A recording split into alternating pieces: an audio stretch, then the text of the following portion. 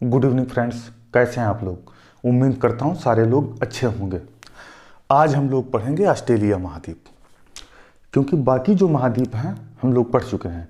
यदि आपने बाकी महाद्वीप नहीं पढ़े हैं तो हमारे यूट्यूब चैनल अखलाक सर क्लासेस पे जाके पढ़ सकते हैं। आज हम लोग क्या पढ़ेंगे? ऑस्ट्रेलिया महाद्वीप। ये मैंने ऑस्ट्रेलिया महाद्वीप का मानचित्र बनाया हुआ है। हम सारे लोग जानते हैं ऑस्ट्रेलिया के पूर्व में प्रशांत महासागर है और पश्चिम में हिंद महासागर है। ये जो पूर्वी हिस्सा ऑस्ट्रेलिया का है ये 3 राज्यों में बटा हुआ है। वो 3 राज्य कौन कौन से हैं आइए देखिए। पहला क्वींसलैंड राज्य, न्यू साउथ वेल्स, विक्टोरिया राज्य। ये उत्तर में यहाँ से यहाँ तक न्यू क्वींसलैंड राज्य का एरिया है या क्षेत्र है। फिर इसके बाद यहाँ तक न्यू साउथ वेल्स, फिर ये विक्टोरिया राज्य। ये आप उत्तर से दक्षिण की ओर जो डॉट डॉट देख रहे हैं इसको बोलते हैं ग्रेट डिवाइडिंग रेंज। ये पर्वत श्रृंखला है जो विश्व में चौथी सबसे बड़ी पर्वत श्रृंखला है। अगर ये विश्व में चौथी सबसे बड़ी पर्वत श्रृंखला है तो पहली, दूसरी, तीसरी कौन है? देखिए इधर पहली जो पर्वत श्रृंखला है वो एंडीज है। फिर दूसरी रॉकीज। तीसरी पर्वत श्रृंखला कौन सी है? हिमालय। नंबर 4 पे ग्रेट डिवाइडिंग रेंज। ये उत्तरी अमेरिका में पड़ती है। रॉकीज ये दक्षिणी अमेरिका में है, उत्तरी अमेरिका में है। कौन सी? रॉकीज। हिमालय एशिया में है। ग्रेट डिवाइडिंग रेंज ऑस्ट्रेलिया में है। कहाँ? ऑस्ट्रेलिया में। तो हम कह सकते हैं विश्व की चौथी जो सबसे बड़ी पर्वत श्रृंखला है वो ग्रेट डिवाइडिंग रेंज है। ये जो राज्य हैं इनमें जो मुख्य नगर हैं मैं उनके नाम आपको बता रहा हूं। Brisbane, Gold Coast, Newcastle, Sydney, Canberra, Mount Kosciuszko चोटी, विक्टोरिया राज्य। अच्छा ये तो स्टेट हो गया, इसमें विक्टोरिया स्टेट हो गया। अब जो कैनबरा है आप देख रहे होंगे, बाकी जो ऑस्ट्रेलिया के शहर हैं वो तट पे हैं। ये भी तट पे है, ये भी तट पे है, लेकिन ये तट पे ना होकर तट के अंदर है, यानी ऑस्ट्रेलिया के मुख्य भूमि पर है। कौन? कैनबरा। और कैनबरा जो है वो ऑस्ट्रेलिया की राजधानी है। आप देख रहे होंगे यहाँ पे एक छोटी सी ये नदी है जिसका नाम है मालोंगलो नदी। हम कह सकते हैं ऑस्ट्रेलिया की राजधानी कैनबरा मालोंगलो नदी के तट पर स्थित है। उसके बाद ये जो ग्रेट डिवाइडिंग रेंज है इसकी सबसे ऊंची चोटी या ऑस्ट्रेलिया की सबसे ऊंची चोटी माउंट कॉस्को चोटी है। कौन सी? माउंट कॉस्को चोटी है। यह ऑस्ट्रेलिया की सबसे ऊंची चोटी है। उसके बाद ये जो है इसको बोलते हैं केप यार्क प्रायद्वीप। और केप यार्क प्रायद्वीप के अंतर्गत वाइपा की खान आती है। किसके लिए प्रसिद्ध है? बॉक्साइट के लिए। अगर ऑस्ट्रेलिया में सबसे ज़्यादा बॉक्साइट निकाला जाता है तो वाइपा की खान से निकाला जाता है। हम सब लोगों को पता है बॉक्साइट के उत्पादन में ऑस्ट्रेलिया विश्व में प्रथम स्थान पे है। उसके बाद और बॉक्साइट कहाँ से निकाला जाता है? बॉक्साइट अर्नाहम लैंड से निकाला जाता है। माउंट इंसा चोटी से बॉक्साइट निकाला जाता है। सीसा जस्ता निकाला जाता है। यहाँ से तांबा चांदी भी निकाला जाता है। लेकिन जो सीसा जस्ता है इसको सीसा जस्ता को जुड़वा वाहन भी कहा जाता है, याद रखिएगा। अब ये जो ग्रेट डिवाइडिंग रेंज है यहाँ से कुछ नदियाँ निकलती हैं, हम उनको देख लेते हैं। आपने मरे डार्लिंग नदी को तो सुना ही होगा। यहाँ से एक नदी निकलती है जिसका नाम है डार्लिंग नदी। यहाँ से दक्षिण की ओर प्रवाहित होते हुए एडिलेड के पास दक्षिणी सागर में अपने जल को गिराती है। दूसरी तरफ ग्रेट डिवाइडिंग रेंज से ही यानी कॉसियुस्को चोटी के पास से एक नदी निकलती है। इस नदी का नाम है मरे और इस नदी का नाम है डार्लिंग। डार्लिंग नदी, ये मरे नदी डायरेक्ट अपने जल को दक्षिणी सागर में ना गिराकर किसकी सहायता से गिराती है? डार्लिंग नदी की सहायता से गिराती है। और कुछ छोटी छोटी नदियां हैं, जैसे एक और नदी आपने देखी, इस नदी का नाम है लाचलान नदी। ये लाचलान नदी है। ये एक और नदी आपने देखा होगा, मुरुम्बुजी नदी। ये दोनों लाचलान मुरुम्बुजी नदी, ये दोनों नदियां अपने जल को सबसे पहले मरे नदी में गिराती हैं और फिर मरे नदी अब इन दोनों के जल को लेकर डार्लिंग नदी की सहायता से दक्षिणी सागर में गिराती है। फिर ये मकर रेखा हो गई। मकर रेखा का जो ऊपरी हिस्सा है उसमें उष्णकटिबंधीय जलवायु पाई जाती है और जो दक्षिणी भाग है उसमें शीतोष्णकटिबंधीय जलवायु पाई जाती है। अब आपने देखा होगा ये जो है ये आपकी आयर झील है, लेकिन आयर झील के बारे में पढ़ने से पहले हम लोग इन नदियों के बारे में कुछ और बातें जान लेते हैं। ये जो डार्लिंग नदी है इसकी जो घाटी है, इसकी घाटी का जो विस्तार है ऑस्ट्रेलिया में बाकी जितनी भी नदियां हैं उनसे सबसे बड़ा जो क्षेत्र है नदी घाटी का वो किसके पास है? डार्लिंग नदी के पास। और यहाँ पे शीतोष्ण जलवायु पाई जाती है।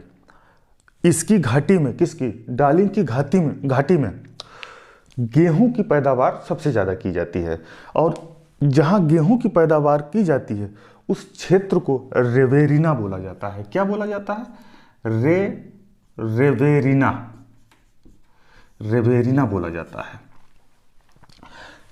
ये जो एरिया है, जैसे आप इस बात को ऐसे समझिए,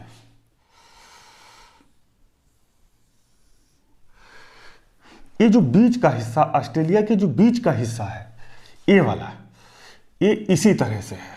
ये जैसे मान लो पूर्वी हिस्सा है, बीच का हिस्सा बिल्कुल डाउन है, मतलब जो है धंसा हुआ है। ये बीच वाला हिस्सा है, ये वाला हिस्सा। और यहाँ पे ये जो झील पाई जाती है ये आयर झील है और बाकी जो इसका जो ये क्षेत्र है बिल्कुल डाउन है। आपको पता होगा झील है, डाउन जो क्षेत्र है उसी में झील है। और इस पूरे डाउन एरिया को मालूम क्या बोला जाता है? डाउन्सलैंड क्षेत्र बोला जाता है। आगे आपने पढ़ा भी होगा डाउन्स घास के मैदान, ठीक है, तो आगे बताएंगे भी आपको। ये पूरा एरिया जो है एकदम निचला है। मालूम क्या, यहाँ पे जैसे जो किसान हैं जो खेतीबाड़ी का काम करते हैं उनको अपने यहाँ की तरह मोटर और इंजन लगाने की ज़रूरत नहीं पड़ती है, क्योंकि उन्होंने 3 या 4 फीट गड्ढा खोदा ज़मीन के अंदर। खोदने के बाद पानी अपने आप निकल आता है और जब पानी अपने, जिन कुओं से पानी अपने आप निकल आता है उनको हम उत्स्रुत कुआं कहते हैं, उत्स्रुत कूप कहते हैं।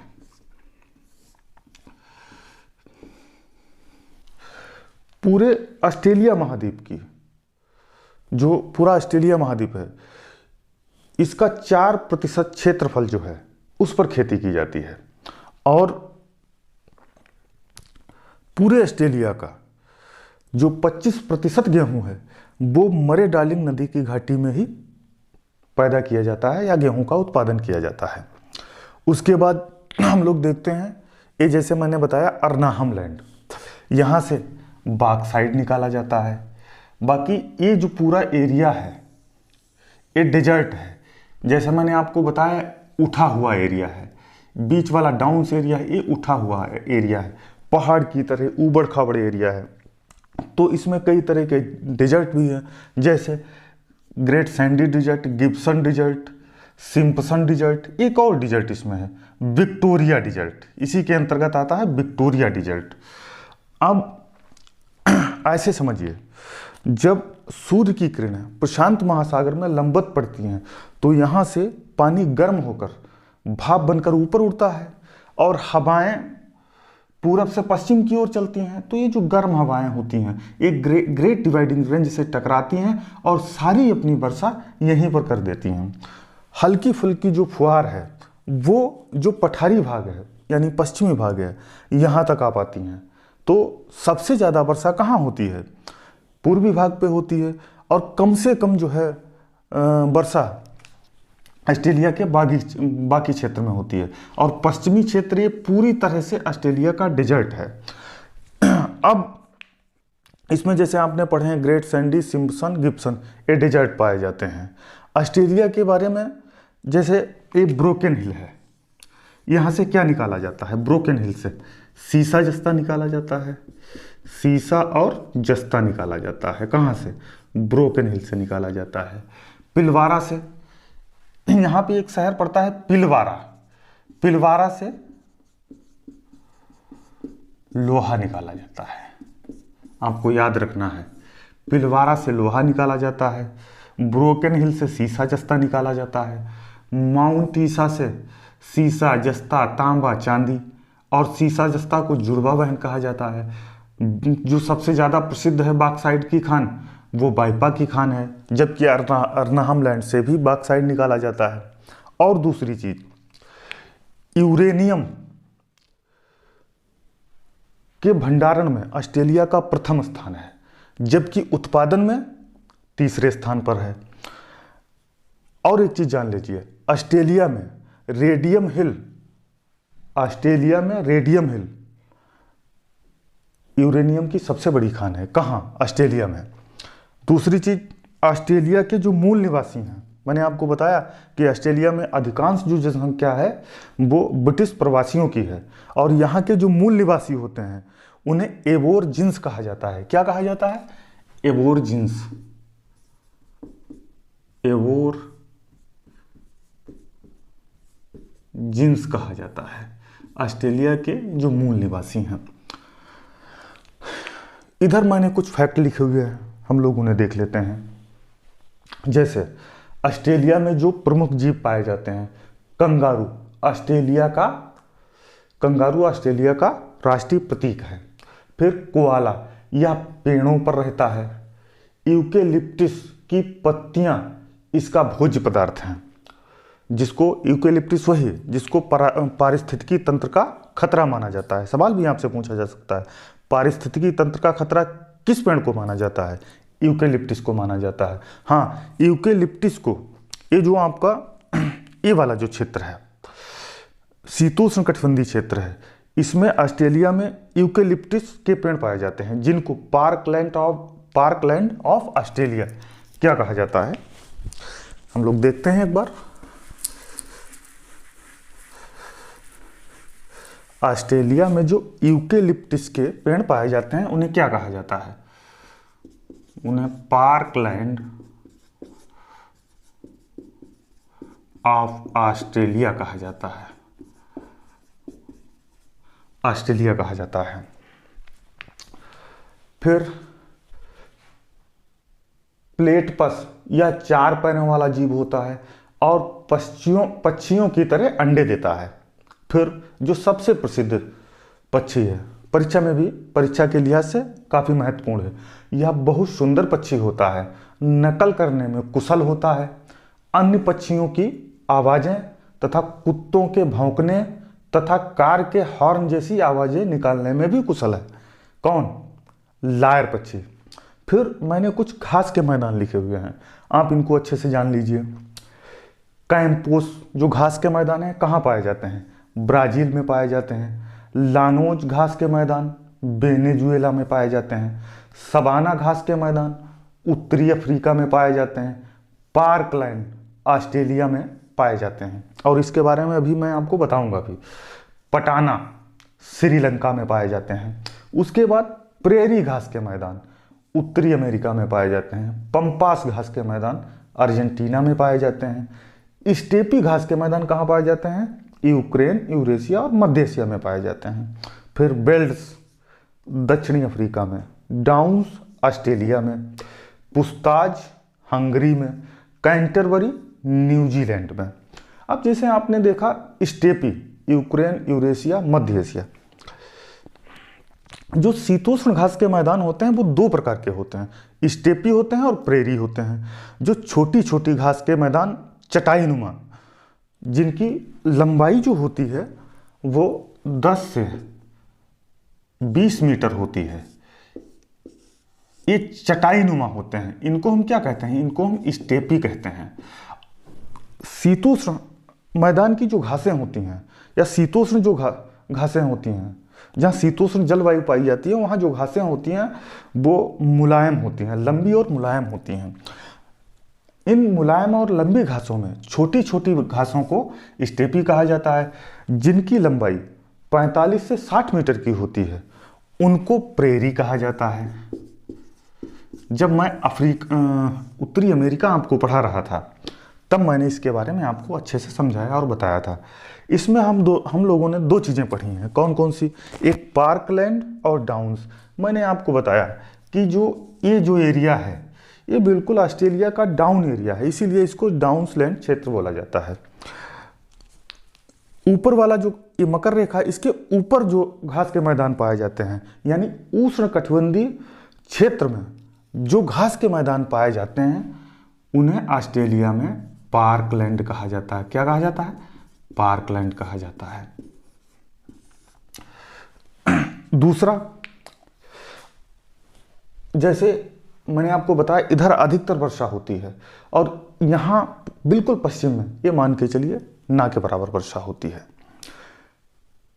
जो पठारी इलाका जहाँ जहाँ भी होता है, भारत में देख लीजिए, जहाँ से लोहा, बॉक्साइट, यूरेनियम निकाला जाता है, अधिकतर पठारी क्षेत्रों से निकाला जाता है। ऑस्ट्रेलिया में अगर कहीं से सोना निकाला जाता है, जिसको स्वर्ण नगरी भी कहा जाता है, कूलगार्डी और कालगूरली को स्वर्ण नगरी भी कहा जाता है। ये जो सिडनी है, सिडनी से मतलब सिडनी कहाँ है? पूर्वी भाग में है, पश्चिमी भाग में एक शहर है जिसका नाम है पर्थ। यहाँ से ये रेल लाइन द्वारा पूरा जुड़ा हुआ है। इसको हम क्या बोलते हैं? ट्रांस ऑस्ट्रेलियन रेल मार्ग बोलते हैं। दूसरी चीज, ऑस्ट्रेलिया ये जो हिस्सा होता है अधिकतर सूखा है, इसीलिए ऑस्ट्रेलिया को प्यासी भूमि का देश कहा जाता है। ऑस्ट्रेलिया को कंगारुओं का देश कहा जाता है। ऑस्ट्रेलिया को धरती का अंत कहा जाता है। सुनहरी ऊन की धरती ऑस्ट्रेलिया को कहा जाता है। द्वीपीय महाद्वीप ऑस्ट्रेलिया को कहा जाता है। देशीय महाद्वीप ऑस्ट्रेलिया को कहा जाता है। ऑस्ट्रेलिया में टोटल 22 देश हैं। इनमें सबसे बड़ा ऑस्ट्रेलिया और सबसे छोटा जो देश है उसका नाम है नोरू। क्या नाम है? नोरू नाम है। और प्लास्टिक मुद्रा जारी करने वाला अगर कोई पहला देश है तो वो ऑस्ट्रेलिया है। ऑस्ट्रेलिया ऊन का निर्यात सर्वाधिक करता है। और सबसे बड़ा जो प्रवाल भित्ति है, ग्रेट बैरियर रीफ, कहाँ है? ऑस्ट्रेलिया में है। हाँ, ऑस्ट्रेलिया में उष्णकटिबंधीय चक्रवात आता है जिसको विली विली के नाम से जाना जाता है। ये चीज़ें मैंने ऑस्ट्रेलिया के बारे में जानी और पढ़ी। मैं उम्मीद करता हूँ आपके बेहतर समझ में आया होगा। और मैं आप लोगों से कहना ये चाहता हूँ, जैसे इस समय एसएससी जीडी के फॉर्म आ चुके हैं, जिन लोगों ने एसएससी जीडी में फॉर्म अभी तक नहीं फिल किया है वो लोग फॉर्म फिल करते हैं। क्योंकि क्या होता है, आप सोचते रहते हैं अभी तो डेट काफ़ी है, अभी 10 दिन बचे, 5 दिन बचे हैं, फॉर्म डाल देंगे। लास्ट में क्या होता है, सर्वर जो है काम नहीं करता है, सर्वर बिजी हो जाता है, जिसकी वजह से आपका फॉर्म नहीं पड़ पाता है। तो अभी समय है, यदि आपने एसएससी जीडी में फॉर्म फिल नहीं किया है तो एसएससी जीडी में डाल दीजिए जाकर। जो लोग घर बैठे हैं, आप नौकरी लेना चाहते हैं तो आपको मेहनत करनी पड़ेगी। कोई इस बेस पे आपको नौकरी नहीं देगा कि हाँ भाई आ जाओ, आपका दिल बहुत अच्छा है, आपको नौकरी दे दी जाएगी। आप दिखने में कपड़े बहुत अच्छे पहनते हैं, आपको नौकरी दे दी जाएगी। चलो आप जो है ना, हाइट आपकी बहुत अच्छी है, बातें आप बहुत अच्छी करते हैं, चलो इनको नौकरी दे दो। इस बेस पे नौकरियां नहीं दी जाती हैं। नौकरी पाने के लिए, नौकरी लेने के लिए मेहनत करनी पड़ती है, ठीक है। और मेहनत हम लोग करा रहे हैं। आप घर मत बैठिए, कोचिंग आइए, अच्छे से मेहनत करिए। 2-3 महीने जितना भी समय मिलेगा आप मेहनत करिए, हम आपका पूरा सहयोग कर रहे हैं। भगवान ने चाहा तो आपका सिलेक्शन 100% सुनिश्चित है। तो इसलिए तैयारी करो, मेहनत से पढ़ो, हम आपके साथ में हैं। और इसी के साथ आज की क्लास को समाप्त करते हैं।